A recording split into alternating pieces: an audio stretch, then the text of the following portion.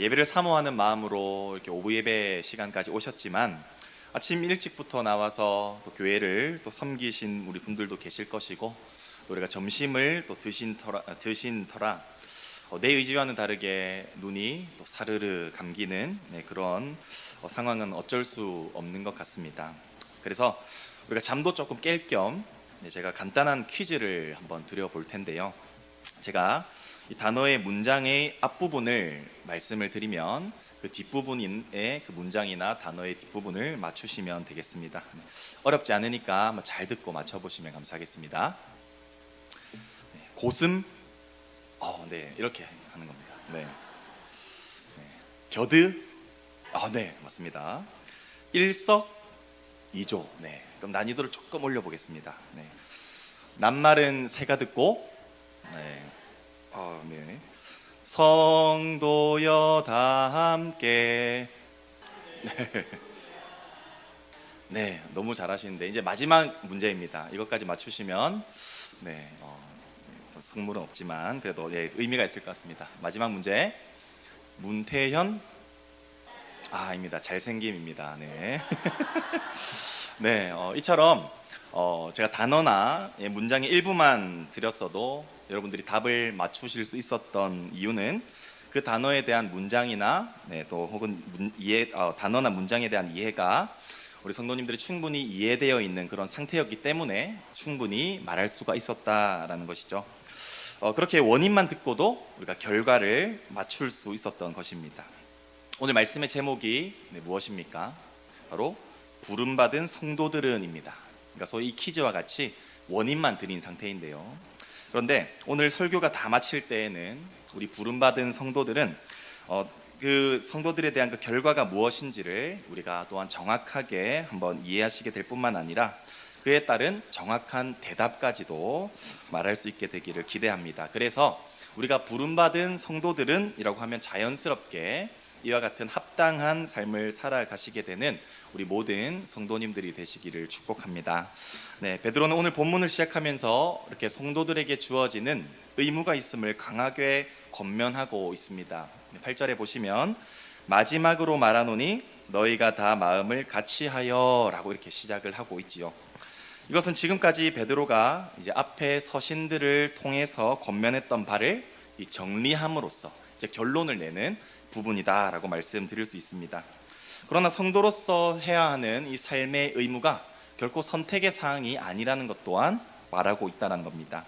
오히려 하나님께로부터 부름받아서 구원을 얻은 모든 성도들이 다 마음을 일치하여 다 함께 성도로서의 그 의무를 감당하며 살아야 할 것을 강조하고 있다라는 사실이죠. 그래서 오늘 본문을 통해서 우리 부름받은 성도들은 과연 어떠한 삶을 살아야 하는가에 대해서 우리가 두 가지의 교훈을 좀 살펴볼 때에 지금 이 자리에 모인 우리 모든 성도님들이 마음을 같이하여 그 성도들의 합당한 의무에 대해서 지키시며 또한 그로 인해서 하나님께로부터 받는 그 은혜를 충만히 누리며 살아가시는 우리 모든 성도님들이 되시기를 소원합니다. 네, 이제 답이 첫 번째 답인데요. 우리 성도로서 부름받은 성도들은 그리스도의 모범을 따르는 삶을 살아야 한다입니다. 8절 하이라이트를 한번 보시면 마지막으로 말하노니 동정하며 형제를 사랑하며 불쌍히 여기며 겸손하라 라고 우리에게 권면을 하고 있다는 점입니다. 여기에 이 네 가지의 특징이 나타나고 있죠. 동정하며 또한 형제를 사랑하며 또한 불쌍히 여기며 겸손하며 입니다. 그런데 중요한 것은 이 네 가지의 특징들이 모두가 다 예수님께서 공생의 기간 동안 실제로 이러한 특징을 보이시면서 우리에게 모범을 보이셨다라는 점입니다. 그렇다면 예수님께서 어떤 모범을 보이셨는지 우리가 간단하게 한번 살펴보자면 먼저 동정입니다. 여기서 동정의 의미는 기쁨이나 슬픔 혹은 고통을 함께 나누며 경험한다라는 뜻인데요. 바울은 동정의 모습을 구체적으로 이렇게 표현하고 있습니다. 로마서 12장 15절에 보시면 즐거워하는 자들과 함께 즐거워하고 우는 자들과 함께 울라. 이것이 바로 성경이 말하는 동정의 모습인 것이죠. 그런데 이것은 단지 그 슬퍼하는 부분에 대해서 단지 이 공감이나 위로하는 차원을 넘어서 그 사람의 감정에 실제로 동화되어서 그 사람과 같은 상태가 될 것을 의미하는 구절이 바로 이 동정의 구절인 것입니다. 그렇다면 예수님께서는 동정에 대하여 어떤 구체적으로 모범을 보여주셨을까요? 마가복음 2장 17절 말씀인데요, 이것은 우리가 함께 같이 읽었으면 좋겠습니다. 예수께서 들으시고 그들에게 이르시되 건강한 자에게는 의사가 쓸데없고 병든 자에게라야 쓸데있느니라. 나는 의인을 부르러 온 것이 아니요 죄인을 부르러 왔노라 하시니라. 아멘. 이 구절은 예수님께서 이 땅에 오신 목적을 우리에게 분명히 제시해주고 있는데요, 바로 하나님이신 예수님께서는 죄인들을 구원하시기 위해서 하나님과 동등됨을 취하지 아니하시고 연약한 사람의 몸을 입어 이 땅에 오셨다는 것입니다. 더 나아가 심지어 그 로마 시대의 고위층 간부들이나 혹은 지도자들 혹은 고관들과 어울리면서 함께 명예를 얻고자 하지 아니하셨고, 오히려 가난하고 귀신 들리며 병든 자들의, 소위 세상에서 가장 최약체의 사람들의 친구가 되어서 주시기 위해 이 땅에 오셨다라고 말씀하고 있는 것이죠. 그 죄인들을 동정하심으로써 죄인들의 삶의 방식을 본인의 것으로 공유하셨고, 그들과 함께 먹고 또한 그들과 함께 주무시면서 그들에게 사랑을 전하셨다라는 점입니다. 이와 같은 예수님의 모범을 실제로 실천하신 분이 계신데요, 바로 사랑의 원자탄이라는 별명을 가지고 계신 손양원 목사님이시죠. 손양원 목사님은 특히 가족과 사회로부터 버림받았던 이 나병 환자들을 돌보는 사역을 평생 감당하셨는데요, 처음엔 목사님께 마음을 열지 않아서 목사님의 그 목양의 손길을 계속해서 거부했던 나병 환자들의 마음을 얻기 위해서 목사님께서 결단한 것이 있으니 바로 그들과 같이 되기로 결단하는 것이었습니다. 그래서 그때부터 손수 나병 환자들의 이 상처를 직접 입으로 빨면서 고름을 제거함으로 이 치료를 해주었고, 그들을 맨손으로 안으면서 기도해 주었고, 그들과 함께 먹고 자고 마시며 평생을 이와 같이 나병 환자들과 함께 보내었다라는 사실입니다. 이러한 동정은 나병 환자들을 감동케 했으며 결국 그 손양원 목사님을 통하여 그곳에 예수 그리스도의 사랑이 마치 원자탄처럼 터져 나가게 되었다라는 점입니다. 우리 사랑하는 성도 여러분, 바로 이러한 모습이 우리 예수님께서 보여주신 동정의 참된 모습인 줄로 믿습니다. 나는 좀 경상도 사람이라서 혹은 나의 MBTI의 그 T 성향을 가진 사람으로서 상대를 공감하거나 동정하는 것이 참으로 어렵습니다 라고 하시는 분들도 마음을 같이하여 예수 그리스도께서 보여주신 그 모범에 따라 힘써 상대의 입장에서 상대를 동정하며 상대와 같은 처지가 되시기를 소원합니다. 그랬을 때 우리 신평로교회뿐만 아니라 우리 성도님들이 속해 있는 모든 가정과 직장과 사업터 내에서도 우리 성도님들을 통하여 예수 그리스도의 그 사랑이 정말로 원자탄처럼 터져 나가게 될 줄로 믿습니다. 네, 다음은 형제 사랑인데요, 특별히 형제라는 이 용어는 사실 기독교 내에서 사용되는 아주 독특한 표현입니다. 성경에서 사용되는 형제는 혈육만을 의미하지 않는데요, 바로 기독교 안에서 새롭게 형성된 공동체를 일컬을 때 사용되는 이러한 표현이라는 사실입니다. 마태복음 12장 50절에서 예수님은 누구든지 하늘에 계신 내 아버지의 뜻대로 하는 자가 내 형제요 자매요 어머니니라 라고 말씀하셨습니다. 곧 하나님의 택하심을 입어 예수 그리스도로 말미암아 구원을 얻고 하나님의 자녀가 된 모든 성도들은 모두가 그리스도 안에서 한 형제요 혹은 한 자매로 모이게 되었다라는 점입니다. 이처럼 한 아버지를, 하나님을 아버지로 부르는 형제요 자매로 모이게 된 성도들은 자연스럽게 하나님께로부터 받은 사랑을 서로가 실천하는 것이 마땅하다라는 점입니다. 특히 예수님께서는 그리스도 안에서 한 형제가 되었던 12 제자들을 사랑하시되 끝까지 사랑하셨던 모습을 보여주셨습니다. 여전히 믿음이 부족하고 실수하며 심지어 예수님을 부인하여 도망쳤던 그 제자들에게도 먼저 찾아가 주셔서 먼저 손을 내밀어 주셨던 그러한 형제 사랑의 모범을 우리에게 보여주셨다라는 점입니다. 우리 성도 여러분, 우리가 이곳에 모인 것은 보통 관계로 모인 것이 결코 아닙니다. 설령 우리 옆에 계신 성도님들이 때로는 밉고 때로는 참 못됐고 때로는 참 고집스럽다 할지라도 우리 그리스도 안에서 구원받아 하나님을 아버지로 모이는 우리는 형제요 자매로 모이게 되었다는 사실을 우리가 기억해야만 하는 것입니다. 그렇게 나의 연약한 모습에도 오래 참아주셨고 나를 위해 대신 십자가를 지시기까지 우리를 끝까지 사랑해 주신 그 예수님의 형제의 사랑의 모범을 우리가 기억하면서 우리도 우리 옆에 계신 우리 모든 성도님들과 함께 서로에 향해 오래 참고 또한 인내하며 끝까지 사랑할 수 있는 우리 모든 성도님들이 되시기를 축복합니다. 우리 그런 의미에서 옆 사람과 이렇게 한번 인사했으면 좋겠습니다. 형님, 누님, 내가 더 사랑합니다. 네, 이렇게 인사했으면 좋겠습니다. 네. 네, 형님, 누님, 네, 제가 더 사랑합니다. 네, 다음은 이제 불쌍히 여김입니다. 불쌍히 여김. 헬라어로 이 불쌍히 여김이라는 사용된 단어는 바로 창자를 의미합니다. 도창자가 끊어질 듯이 깊이 애통하고 슬퍼한다라는 뜻에서 이러한 애통이 나왔다는 것인데요. 특히 예수님께서 아주 깊이 애통하셨던 상황은 바로 죄에 대해서였다는 점입니다. 특히 이 요한복음 11장 33절에 보시면 심령의 비통히 여기시고 불쌍히 여겼다라고 기록이 되어 있는데요. 그리고 예수님께서는 이어 35절에서 결국 눈물을 보이셨다라고 우리가 볼 수가 있습니다. 그런데 이 장면은 나사로가 병들어서 죽고 난 이후의 상황을 다루고 있다라는 점인데요. 그런데 예수님께서 애통해 하시면서 눈물을 흘리신 까닭은 사랑하는 나사로가 죽었기 때문이만은 아니라는 사실입니다. 실질적으로 예수님께서 이 나사로의 죽음을 통해서 눈물을 보이신 궁극적인 이유는 바로 사람의 죄로 인하여 죽을 수밖에 없던 그러한 비참한 상황에 놓여 있는 사람을 보시고 정말로 애통해 하시며 눈물을 흘리셨다라는 점입니다. 결국 이 죄인들을 바라보시며 창자가 끊어질 듯이 애통하셨던 그 예수님께서는 그들을 구원하시고자 죄의 권세를 끊어내시기 위하여 묵묵하게 십자가를 지기까지 겸손하게 나아가셨다라는 점입니다.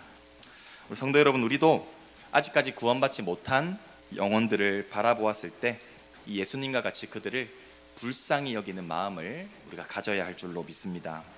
우리의 가족들과 우리의 이웃들과 우리의 친척들이 구원받지 못하여 죄의 심판에 따라 지옥에 간다는 것을 우리가 알게 되었을 때 우리는 창자가 끊어질 듯이 슬퍼하며 애통해하지 않겠습니까? 그 마음을 가지고 우리 이번 11월 17일에 있을 우리 블레싱 데이를 앞두고 아직까지 예수 믿지 않는 사랑하는 우리의 가족들을, 또한 이웃들을, 친척들을 한번 담대하게 복음을 전함으로써 교회에 초청할 수 있는 기회로 삼아 보셨으면 좋겠습니다. 하나님의 구원의 때가 이번 11월 17일에 나타나기를 소원합니다 라는 그러한 믿음의 확신을 가지고 우리가 복음을 전했을 때 실제로 주 예수로 인하여 너와 내 집이 온 집이 구원을 얻게 되리라는 그 예수님의 그 말씀이 실천되는 놀라운 축복의 블레싱 데이가 되시기를 축복합니다. 그리고 마지막은 겸손인데요. 겸손은 예수님께서 보여주신 최고의 성품이라고 볼 수가 있습니다. 예수님은 스스로를 나는 마음이 온유하고 겸손하다라고 말씀하실 정도로 예수님은 겸손하신 분이십니다. 그렇다면 이 겸손의 구체적인 뜻이 과연 무엇일까요? 바울은 빌립보서를 통하여 구체적으로 겸손에 대하여 이렇게 설명하고 있습니다. 2장 3절과 4절인데요. 오직 겸손한 마음으로 각각 자기보다 남을 낮게 여기고 각각 자기 일을 돌볼 뿐더러 또한 각각 다른 사람의 일들까지 돌보는 것, 이것이 바로 겸손의 특징이라는 사실입니다.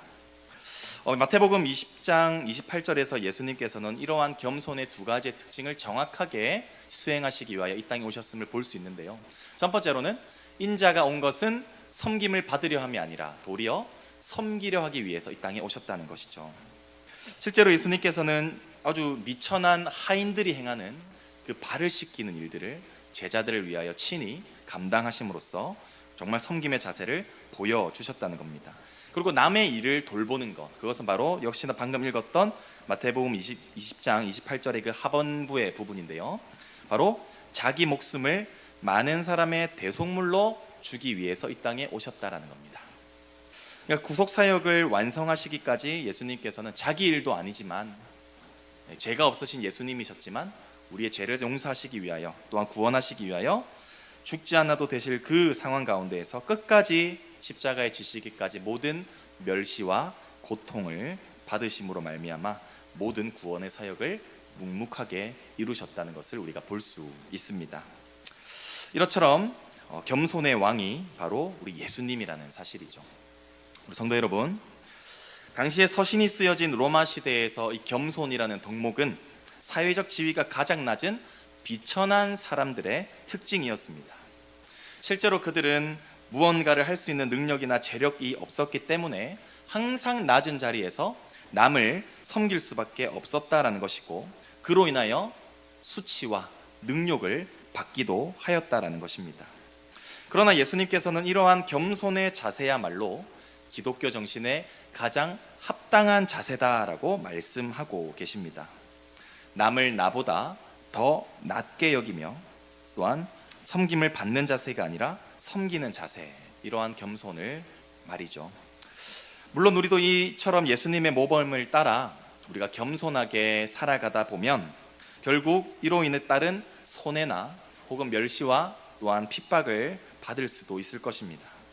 그러나 예수님께서는 이 겸손의 자세를 통하여 놀라운 구원의 사역을 완성하셨을 뿐만 아니라 겸손하고 묵묵하게 그 길을 걸어가신 예수님을 우리 하나님께서 높여주셨던 것처럼 우리도 겸손한 자세로 살아갔을 때 하나님께서는 우리의 모습을 보시며 기뻐하실 뿐만 아니라 겸손한 우리의 자세를 우리 하나님께서 높여주실 줄로 믿습니다.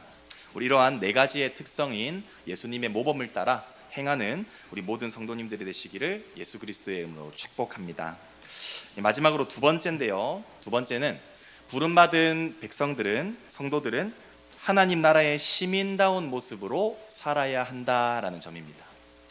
맨 마지막에 퀴즈를 낼 겁니다. 두 가지 잘 기억하셔서 대답을 하시면 좋겠는데요, 9절 하이라이트에 보시면, 오늘 본문 9절 하이라이트에 보시면 도리어 복을 빌어주라, 이를 위하여 너희가 부르심을 받았다라고 권면하고 있지요. 하나님께서 성도로 부르신 이유가 구체적으로 드러나고 있는 것입니다. 바로 복을 빌어주는 삶을 살게 하기 위함이죠. 그런데 앞에 조건이 붙고 있습니다. 그 조건은 바로 악을 악으로, 욕을 욕으로 갚지 말고 오히려 복을 빌어주라라고 말하고 있죠. 악을 악으로 갚고 욕을 욕으로 갚는 것은 일반적인 전형적으로 세상 사람들의 그러한 방식입니다. 그러나 부름받은 성도들은 이와 정반대되는 악을 선으로 그리고 욕을 복으로 갚아줄 것을 권면하고 있습니다. 우리가 이렇게 살아야만 하는 근거가 무엇입니까?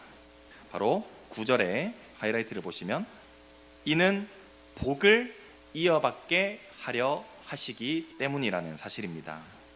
다시 말하자면 이 뜻은 우리는 이미 하늘의 상속을 받은 자라는 뜻인데요, 그렇기 때문에 우리는 이 세상의 방식대로 살아갈 것이 아니라 우리가 하늘의 상급을 받아 하늘의 시민권자를 이미 받은 자로서 하늘의 세상의 방식대로 하나님 나라의 가치대로 살아가야 하는 것이 바로 그 이유라는 사실입니다. 우리의 정체성에 대해서 자세히 말해주고 있다는 사실이죠. 그렇기 때문에 베드로는 10절과 11절을 통하여서 구체적으로 하나님 나라의 시민다운 모습이 무엇인지를 이처럼 구체적으로 밝혀주고 있습니다. 우리 한번 같이 이거는 읽어봤으면 좋겠는데요. 시작. 그러므로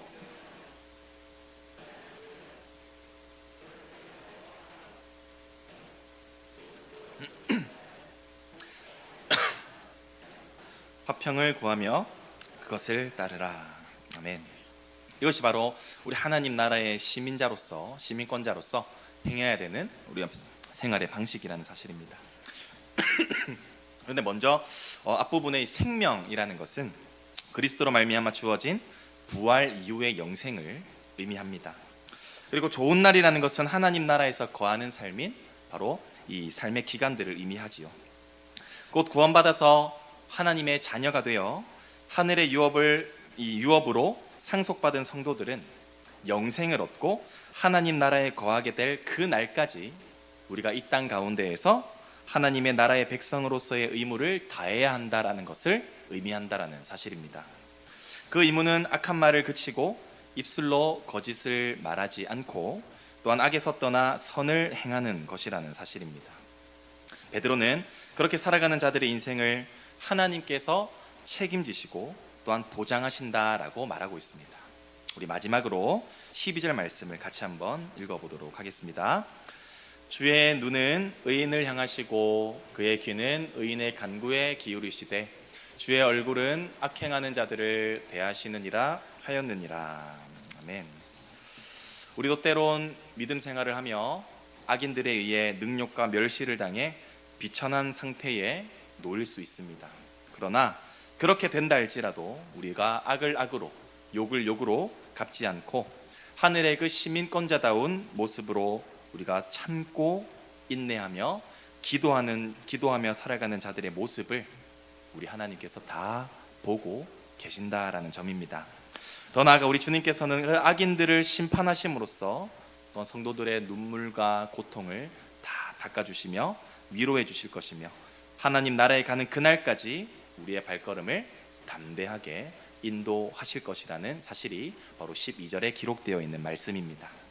이런 하나님의 공의가 모든 성도님들과 함께 하실 것을 우리가 믿으며 정말 담대하게 하나님 나라의 시민다운 모습으로 이 세상을 살아가시는 모든 성도님들이 되시기를 축복합니다.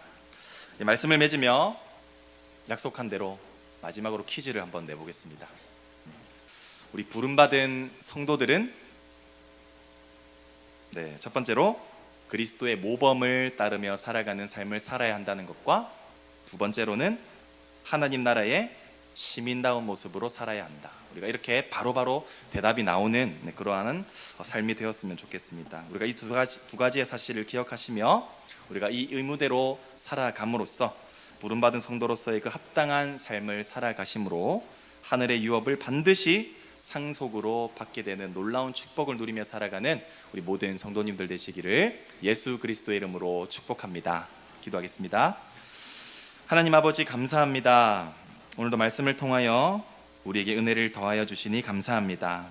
특별히 하나님께서 우리를 부르신 까닭은 그에 따른 합당한 삶의 모습을 통하여 하나님께 영광을 올려드리기 위함인 것임을 우리가 겸손하게 고백합니다. 우리가 이 사실을 기억함으로써 앞서 모범을 보이신 예수 그리스도의 그 발자취를 따라 살아가게 하시며 이 땅의 것이 아니라 하늘의 것을 소망하며 하나님 나라의 시민다운 모습으로 이 세상을 살아가는 우리 모든 성도님들이 될 수 있도록 주님 은혜를 베풀어 주옵소서.